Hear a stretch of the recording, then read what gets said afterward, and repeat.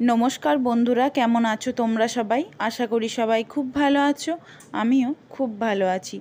शुभमिता ब्लगे सबाइके स्वागत जानाई। आज के तोमादेरके मजादार पाट शाकेर रेसिपि बानिये देखाबो। देखो देखते किन्तु जेमन मजादार खेते किन्तु तार थेकेओ बेशी आरो मजादार। पाट शाक भाजा तो सबाई खेयेछो बा पाट शाकेर झोल, किन्तु एटा अन्यभावे भर्ता बानिये देखालाम आजके। खूब भालो है किन्तु खेते। प्रथमे पाट शाकगुलो भालोभावे बेचे धुए झुड़ीते रेखे दिएछि जाते सब जल झरे जाए। एकटा कड़ाई गरम होते बसिए दिएछि, एकटुओ किन्तु जल देब ना। शाकेर जलेई शाकटा किन्तु पुरोटाई सेদ্ধ हये जाबे। देखो पाट शाकगुलो सबगुलो भालोभावे दिए दिচ্ছি।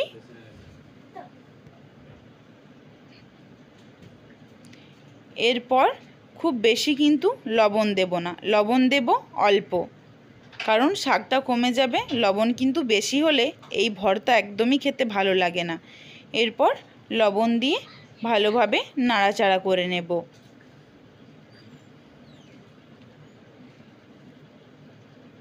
तेमन किछु उपकरण लागे ना, सामान्य किछु उपकरण दिएई खूब भालो भर्ता। देखो एखाने किन्तु कतटा परिमाणे जल बेरिये गेছে। এই জলেই শাকটা আমরা পুরোটা কিন্তু সেদ্ধ করে নেব। শাকটা কমে গেছে, এরপর ঢাকা দিয়ে দিয়েছিলাম। ঢাকনা খুলে নিয়েছি, খুলে এরপর নাড়াচাড়া করে নেব। নরম পাট শাক 5 থেকে 6 মিনিট হলেই খুব ভালোভাবে সেদ্ধ হয়ে যায়। এরপর এইভাবে খুন্তির সাহায্যে কিন্তু ভালোভাবে নাড়িয়ে নাড়িয়ে এই পাট শাক যে দলা দলা মতন হয়ে আছে এইগুলোকে ছাড়িয়ে নিতে হবে। আবারও ঢাকা দিয়ে দিয়েছিলাম, ঢাকনা আবার খুলে নিলাম যাতে খুব ভালোভাবে সেদ্ধটা হয়। দেখো জল কিন্তু একটুও নেই, পুরো জল শুকিয়ে গেছে আর সেদ্ধও কিন্তু হয়ে গেছে। যেটুকুনি গায়ে অল্প অল্প জল রয়েছে চেপে চেপে জলটাকে কিন্তু শুকিয়ে তুলে নিলাম। দেখো তুলে রেখে দিয়েছি পাট শাক, চেপে দেখিয়ে দিচ্ছি সেদ্ধ হয়ে গেছে, পুরো নরম হয়ে গেছে। এরপর কড়াই ধুয়ে পরিষ্কার করে তারপরে কড়াইয়ের মধ্যে সরষের তেল দিয়েছি আর দিয়েছি শুকনো লঙ্কা। তোমরা যেমন ঝাল খাও সেই অনুযায়ী শুকনো লঙ্কাটা দেবে। শুকনো লঙ্কাটা ভেজে নিয়েছি, লাল লাল করে ভেজে তুলে রাখলাম। এরপর কড়াইয়ের মধ্যে যে তেলটা ছিল তার মধ্যেই দিয়ে দিলাম 1 চামচ রসুন বাটা। তেল কিন্তু এখানে খুব বেশি লাগে না, দিয়েছিলাম 2 চামচের মতো তেল। দেখো হালকা লালচে কালার হয়ে এলেই রসুনে তারপরেই পুরো শাকটাই দিয়ে দেব। রসুনটাকে কিন্তু খুব বেশি পোড়ানো চলবে না, তাহলে ভালো লাগে না এই ভর্তা খেতে। এই রকম হালকা একটু লাল রং এলেই তারপরেই কিন্তু শাকটা দিয়ে দিতে হবে। ভালোভাবে নাড়াচাড়া করে ভেজে নিচ্ছি।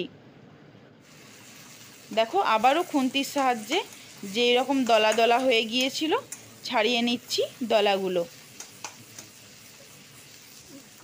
খুব বেশি ভাজিনি, রসুন দেওয়ার পর ওই 2 মিনিট মতো নাড়াচাড়া করে নিলেই হবে লো ফ্লেমে।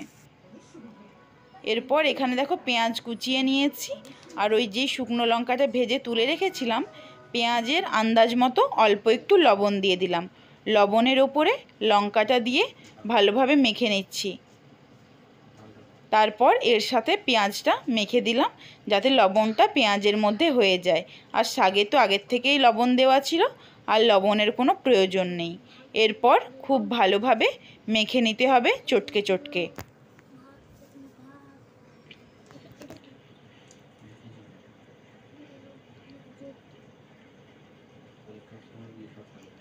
একদম অসাধারণ খেতে এই পাট শাকের ভর্তা হলেই যেন ভাত খাওয়া হয়ে যাবে।